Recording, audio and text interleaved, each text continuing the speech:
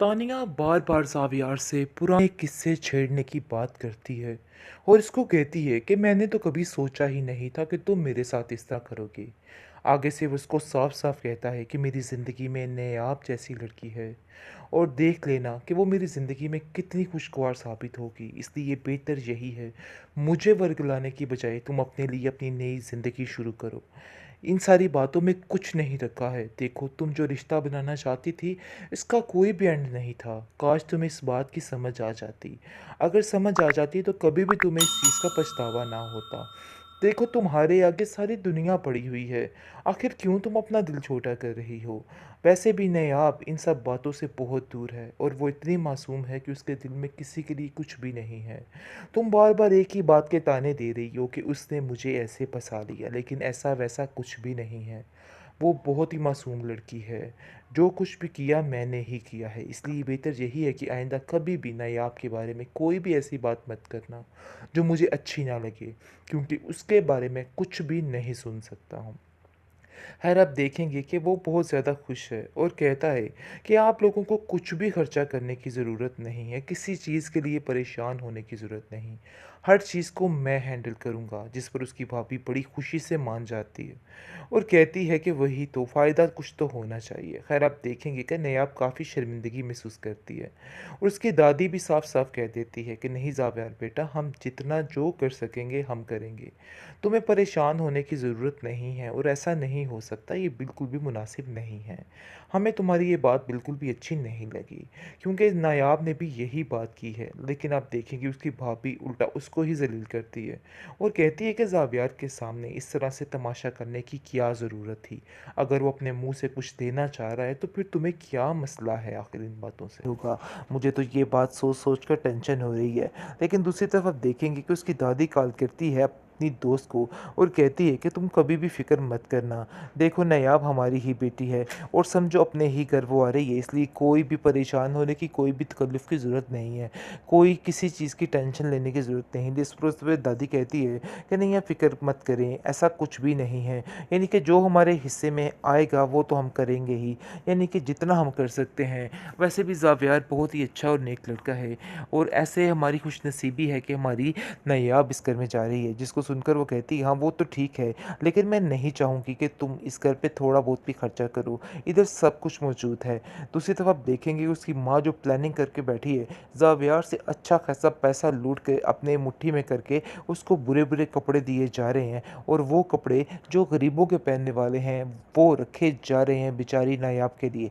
नायाब के लिए ये चीज़ काफ़ी ज़्यादा तकलीफ दे है, लेकिन अभी इसको महसूस तो नहीं होगा, क्योंकि वो तो समझेगी कि सारे बहुत अच्छे हैं, लेकिन वो दूसरों के चालों को समझने में थोड़ा मुश्किल उसको पेश आने वाली है। ज़ावियार बड़ा खुश है कि मेरी माँ बड़े अच्छे तरीके से सारी चीज़ों की तैयारी करेगी, सब कुछ बहुत ही अच्छे तरीके से होगा। वो उसको पूछता है अपनी माँ से कि तैयारी में कोई कसर मत छोड़िएगा, उसकी हर चीज़ फर्स्ट क्लास होनी चाहिए, किसी चीज़ की कोई भी कमी नहीं होनी चाहिए।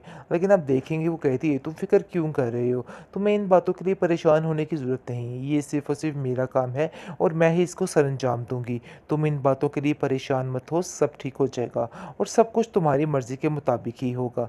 जब वो इस्तेमाल करेगी तो तुम खुद देख लेना, हर चीज़ फर्स्ट क्लास होगी। जिसको सुनकर ज़ावियर कहता है कि मुझे यही उम्मीद थी आपसे कि आप दिल में ऐसी कोई बात भी नहीं रखेंगी और आपके दिल में ऐसा कुछ भी नहीं रहेगा। इसलिए मुझे पता है कि आप वाक़ई में मुझे दिल से माफ़ कर देंगी। मैंने आपका दिल जो दिखाया और आपके बारे में जो कुछ भी कहा, इसलिए आप मुझे माफ़ ज़रूर करेंगी। ट्रॉमा से रदील नादान के नेक्स्ट एपिसोड में आप देखेंगे कि ज़ावियार बहुत ज़्यादा खुश है अपनी होने वाली बीवी के साथ, क्योंकि वो जानता है कि वो उसके घर को आके जन्नत बना देगी। इस चीज़ की खुशी ने उसे बहुत ज़्यादा खुश कर दिया। खैर, आप देखेंगे कि उसका भाई भी उसका इस बात में काफ़ी साथ दे रहा है और कहता है कि मेरी मुलाकात हो चुकी है। भाभी बहुत ही अच्छी लड़की हैं और बहुत ही सादा तबीयत की हैं। उन्हें यहाँ पर आकर थोड़ा बहुत होशियार होना पड़ेगा, क्योंकि हमारे घर में ऐसी सादगी बिल्कुल भी नहीं चलने वाली।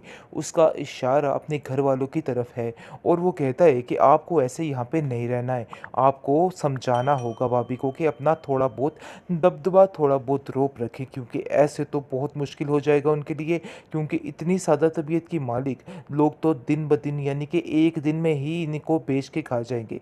खैर आप देखेंगे कि ज़ावेर कहता है कि तुम क्यों परेशान हो रहे हो? उसको हम आहिस्ता-आहिस्ता समझा लेंगे और वो आहिस्ता-आहिस्ता बिल्कुल ठीक हो जाएगी। लेकिन दूसरी तरफ आप देखेंगे कि बहुत सी डिमांड करने लग जाती है नायाब की भाभी और उसको कहती है कि तुम्हें ज़ावेर से बात करनी है और उसको कहना है कि हमें इतनी रकम की ज़रूरत है तो ये तो फलाँ, यानी कोई ना कोई नया नौटंकी शुरू कर देती है और कहती है कि अगर तुमने ऐसा ना की तो तुम्हारे लिए बहुत मसला खड़ा हो सकता है। देखो ज़ावियर से साफ-साफ ये सारी बातें कर दो। मैं तुम्हें पहले ही समझाना चाहती थी, लेकिन हकीकत यही है कि तुम्हें ये सब कुछ करना है। लेकिन साफ-साफ मना कर देती है और कहती है कि मैं ज़ावियर से ऐसी कोई भी बात नहीं करने वाली। भाभी आप जो सोच रही हैं, जैसा सोच रही हैं बिल्कुल गलत सोच रही हैं। प्लीज़ ऐसी बातें मत करें, क्योंकि ऐसे करने से आपकी इज़्ज़त भी बाकी नहीं रहेगी और मेरी भी इज़्ज़त बाकी नहीं रहेगी। क्योंकि वो समझ रही है बड़े अच्छे तरीके से हर चीज़ को कि ये सारा माहौल बिल्कुल ख़राब जा रहा है। और ये लोग मज़ीद लालच में आ चुके हैं और लालच के लिए ये सब कुछ करना चाह रहे हैं। लेकिन वो साफ-साफ इस बात के लिए इनकार कर देती है। तो आगे से उसकी भाभी उसको कहती है, "मैं ज़ावियर से खुद बात कर लूँगी। तुम्हें बिला वजह परेशान होने की कोई भी ज़रूरत नहीं। मुझे पता था कि मैं तुम्हें अगर कहूँगी तो तुम ऐसे ही कहोगी। देखो अभी से तुम्हारा ये हाल है तो आगे जाके तुम्हारा क्या हाल होगा। मुझे तो ये बात सोच-सोच कर टेंशन हो रही है।" लेकिन दूसरी तरफ आप देखेंगे कि उसकी दादी कॉल करती है अपनी दोस्त को और कहती है कि तुम कभी भी फ़िक्र मत करना। देखो नायाब हमारी ही बेटी है और समझो अपने ही घर वो आ रही है, इसलिए कोई भी परेशान होने की, कोई भी तकल्लुफ़ की ज़रूरत नहीं है। कोई किसी चीज़ की टेंशन लेने की ज़रूरत नहीं है। इस पर दादी कहती है कि नहीं आप फ़िक्र मत करें, ऐसा कुछ भी नहीं है। यानी कि जो हमारे हिस्से में आएगा वो तो हम करेंगे ही, यानी कि जितना हम कर सकते हैं। वैसे भी ज़ावियार बहुत ही अच्छा और नेक लड़का है और ऐसे हमारी खुशनसीबी है कि हमारी नायाब इस घर में जा रही है। जिसको सुनकर वो कहती है हाँ वो तो ठीक है, लेकिन मैं नहीं चाहूँगी कि तुम इस घर पे थोड़ा बहुत भी खर्चा करो, इधर सब कुछ मौजूद है। दूसरी तरफ आप देखेंगे उसकी माँ जो प्लानिंग करके बैठी है, ज़ावियार से अच्छा खासा पैसा लूट के अपने मुट्ठी में करके उसको बुरे-बुरे कपड़े दिए जा रहे हैं और वो कपड़े जो गरीबों के पहनने वाले हैं, वो रखे जा रहे हैं बेचारी नायाब के लिए। नायाब के लिए ये चीज़ काफ़ी ज़्यादा तकलीफ़ देह है, लेकिन अभी इसको महसूस तो नहीं होगा, क्योंकि वो तो समझेगी कि सारे बहुत अच्छे हैं, लेकिन वो दूसरों के चालों को समझने में थोड़ा मुश्किल उसको पेश आने वाली है। ज़ावियर बड़ा खुश है कि मेरी माँ बड़े अच्छे तरीके से सारी चीज़ों की तैयारी करेगी, सब कुछ बहुत ही अच्छे तरीके से होगा। वो उसको पूछता है अपनी माँ से कि तैयारी में कोई कसर मत छोड़िएगा, उसकी हर चीज़ फर्स्ट क्लास होनी चाहिए, किसी चीज़ की कोई भी कमी नहीं होनी चाहिए। लेकिन आप देखेंगे वो कहती है तुम फ़िक्र क्यों कर रहे हो? तुम्हें इन बातों के लिए परेशान होने की ज़रूरत नहीं, ये सिर्फ़ और सिर्फ़ मेरा काम है और मैं ही इसको सरअंजाम दूँगी। तुम इन बातों के लिए परेशान मत हो, सब ठीक हो जाएगा और सब कुछ तुम्हारी मर्ज़ी के मुताबिक ही होगा। जब वो इस्तेमाल करेगी तो तुम खुद देख लेना, हर चीज़ फर्स्ट क्लास होगी।